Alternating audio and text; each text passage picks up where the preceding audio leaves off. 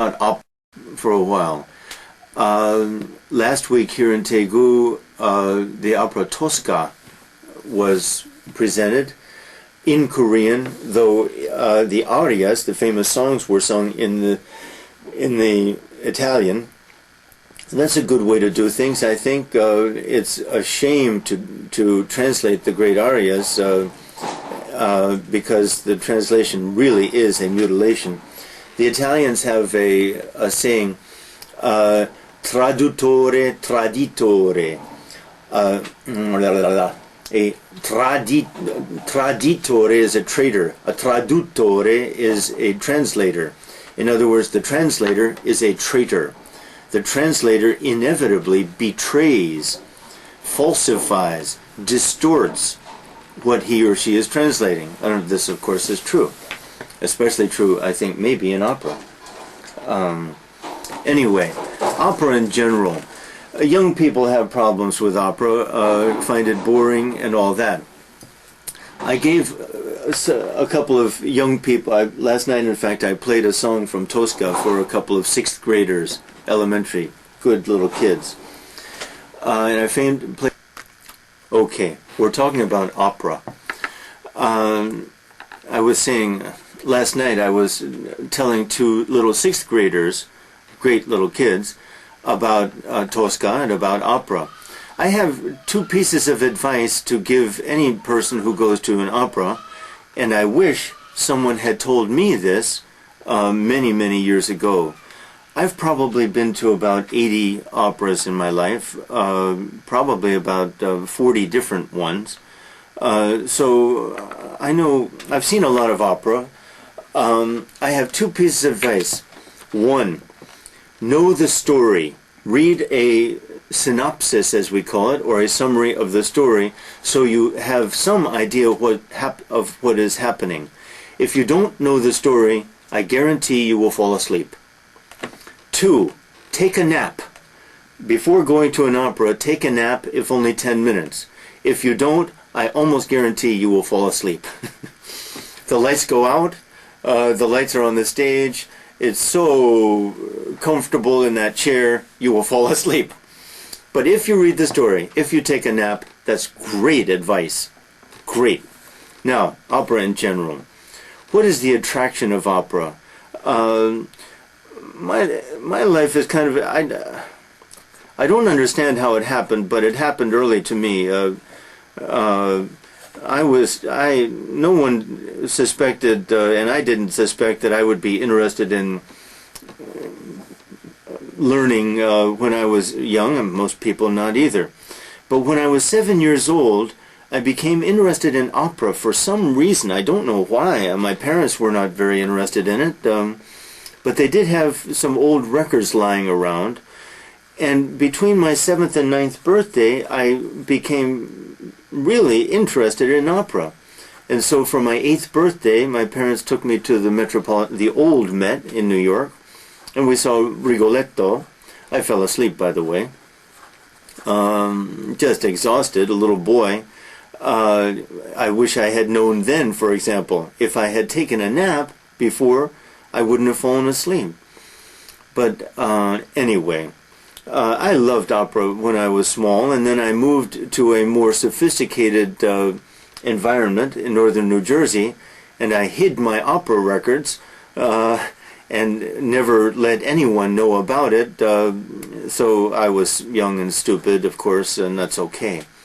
And then later in college became interested again. And for me, the greatest connection has been languages. A linguist has a great advantage in opera. I do not know music really. I mean, I love music and know to recognize a lot of music, but I don't play an instrument or anything. But language means that for me to go to an opera is to get an exercise in language. And this is one reason why I would hope you would study a European language, because the people who know a European language, especially Italian, of course, will be much more interested in opera than people who don't.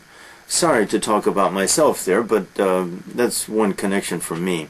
Anyway, Opera is wonderful. Why is it so wonderful?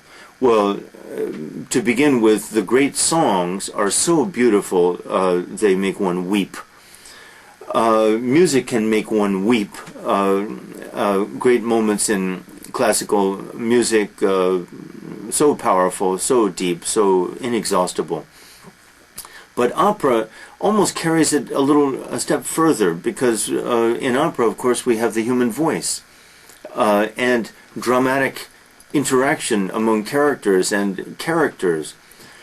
An opera badly done is, I'm afraid, painful, embarrassing, but an opera well done is a high experience, I think, in this world. So it combines drama, of course, spectacle, if the setting is great, the stage settings, the costumes.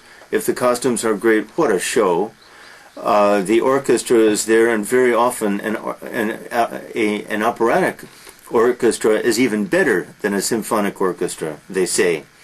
Anyway, it must be very subtle, closely controlled, but inspired too.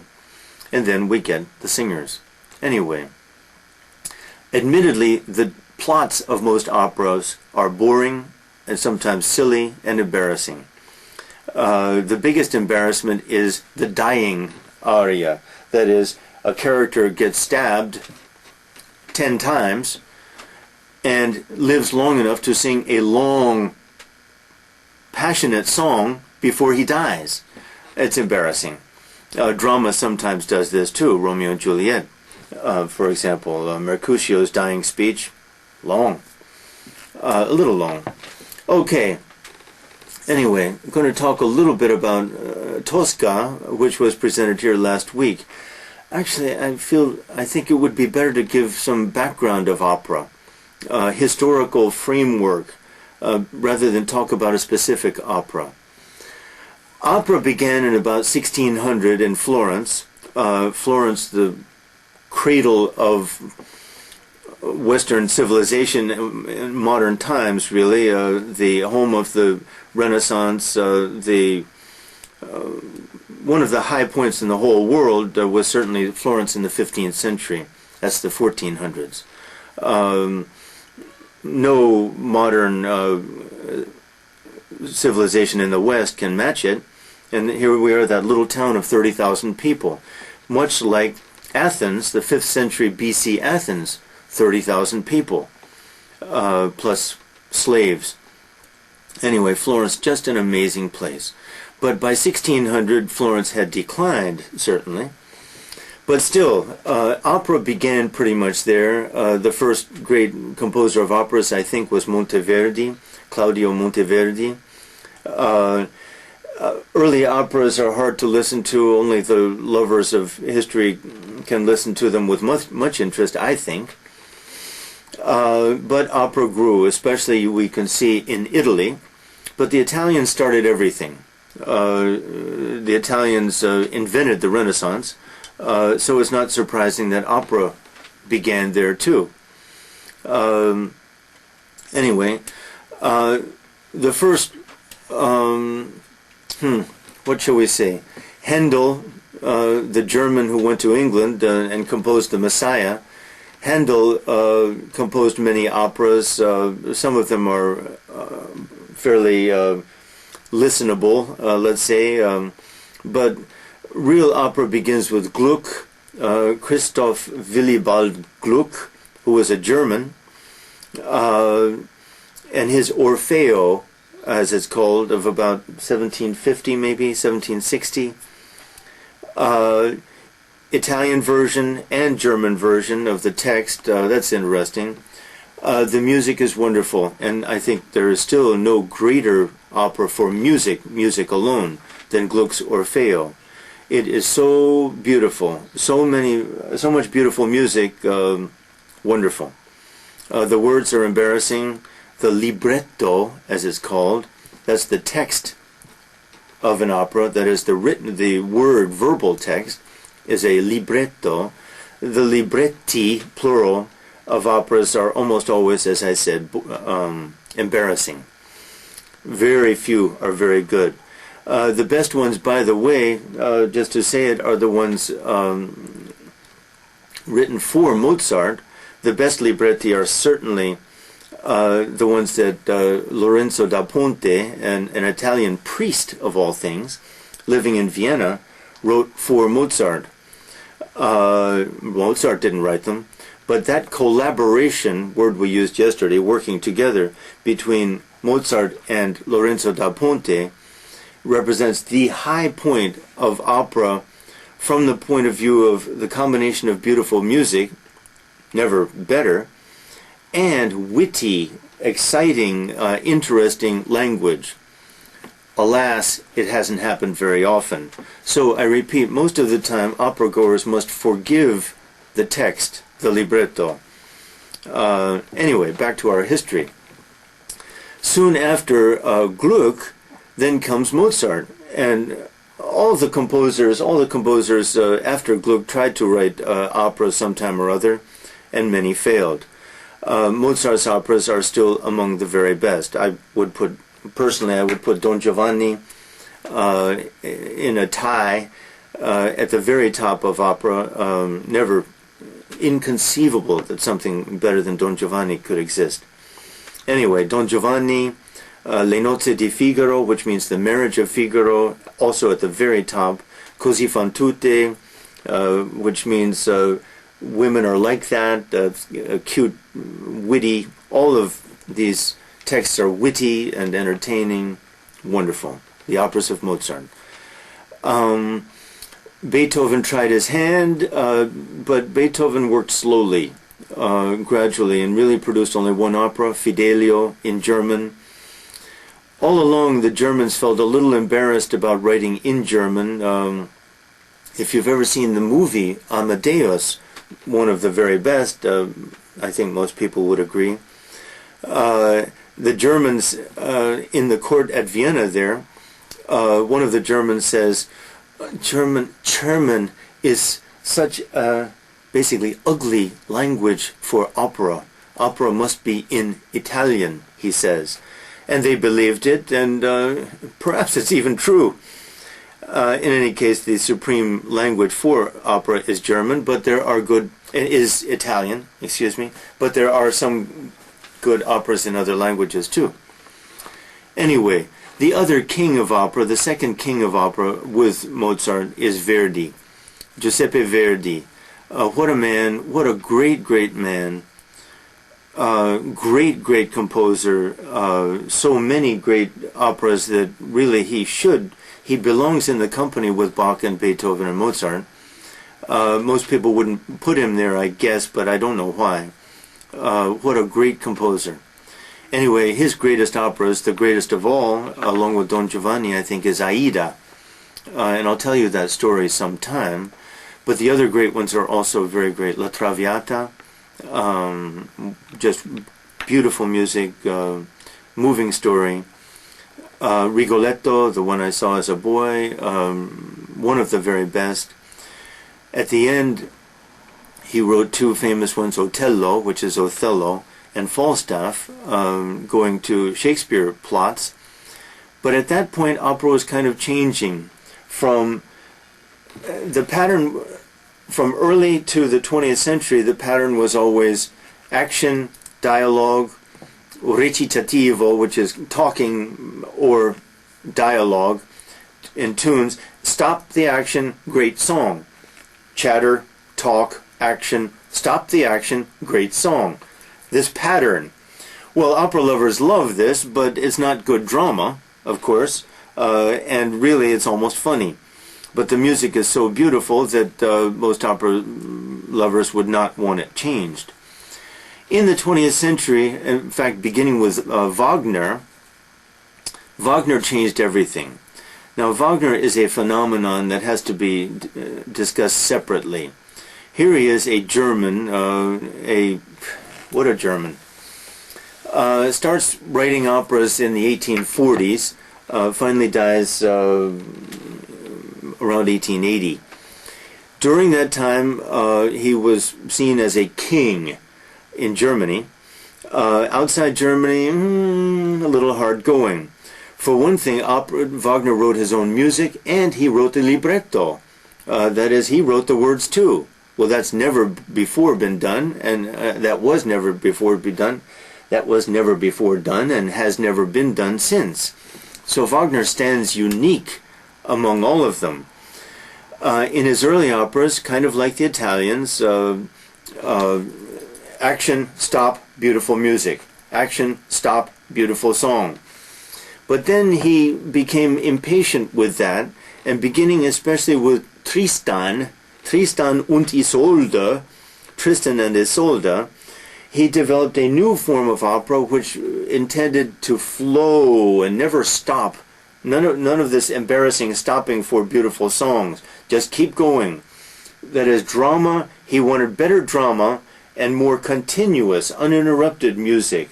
The music fused, F-U-S-E-D, merged with the words and the action more fluently, let's say. Well, most people would say, I think Tristan is a great opera. The number of people who enjoy it might be a little smaller than the number of people who admire it. Great opera, great subject, perfect for Wagner. His music is very, what should we say? People think he cheated a little bit, I think. He uses the sounds of orchestra so sensuously. He is aiming to titillate our senses, almost erotic, and Tristan is an erotic opera after all. About eroticism, look it up. In short, Wagner is a problem. Parsifal, his last great opera, many people love. People of a religious temperament love it. But people who look more closely at Wagner wonder how this man, who really was a very obnoxious, totally unlikable man, a disgusting man in many ways, the opposite of Verdi, who was a saint. Verdi was a great, great, lovable, generous man. Wagner was a mean-spirited, deceitful, unlikable man. How this man produced this religious ecstasy, this religious orgy of Parsifal is a problem. 1873 maybe, around there. Anyway, Wagner's a problem, and then what he considered to be his crowning achievement, his Ring, Der Ring des Nibelungen, he wanted to write operas that what shall we say, immortalized Nordic values, Northern European, Germanic traditions, Germanic myth. Very few people like Siegfried or even Götterdämmerung, the last of the Ring.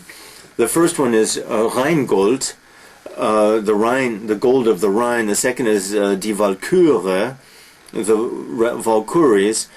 It's hard to like these things. They're so long. They're so Wagnerian.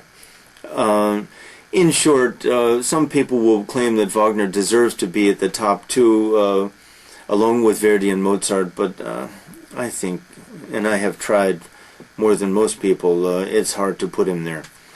Anyway, then into the 20th century. At the very turn of the 20th century, we get the last of the most famous opera writers, Puccini. And Puccini is the composer of Tosca, that I was going to talk to you about, and will sometime, which was presented here in Tegu last week. Puccini, Italian, obviously, famous for about 4 operas, really. Tosca, La Bohème, which I think is his best. Madama Butterfly, which is about, after all, the Americans in Japan. Very emotional, very sentimental, very powerful operas. And finally, Turandot. Turandot is kind of Wagnerian, that is, gets away from the that pattern that I described to you. I don't like Turandot much, not sentimental enough for me. Most lovers of opera are sentimentalists. If one is not sentimental, I think probably one will not like opera much. Because it's such an emotional experience, and should be. If it's not emotional, I think one won't like it. That may be true of music in general, but it's certainly true of opera. Anyway, probably I better... Well, the 20th century, let's mention a couple. I'm not very familiar with many operas of the 20th century. The only ones I have seen that I like are Wozzeck, a German opera, hard-hitting, realism, terrible, not sentimental, but good drama, powerful. And Benjamin Britten's contributions to opera, I would think stand at the top in the 20th century. Amazing. A Brit who wrote some great operas and stayed with it, persisted. His most famous is Peter Grimes, and it's powerful. The music is great, the drama is great, it's powerful. Written probably in about 1945, or around there anyway. Since that time, I understand that operas are being composed and presented, but they're rough going, I suspect, and I can't discuss them with any authority. Maybe opera, it's a good question whether opera can survive, or whether the opera occupies the same place in culture as the museum. Are museums good or bad? They put the past in neat little boxes where we can see and admire them, and try to form some notion of beauty, A, or history, B. These big, heavy boxes that museums are. Opera, too, is kind of the past in a box, in a digestible little package. Is that bad? No. To exaggerate its importance is probably a little false, too, and that's true, too. The best that can be said is opera, like museums, I think, sharpen our sense of beauty. Without them, I wonder, can we have much of a sense of beauty? I suspect not. Then we go to the platitudes of nature, I think. Oh, that sunset, oh, that mountain, oh, that tree, oh, that flower. That's just as bad, actually, as the museum approach to beauty, maybe. I don't know. This is a hard subject. We are now on the subject of aesthetics. Rough subject, a branch of philosophy. And we're edging toward philosophy, I think, Dr. Shin and I. But for the moment, anyway, enough about opera. We'll talk in the future, as Dr. Shin wishes, about specific operas. Thank you.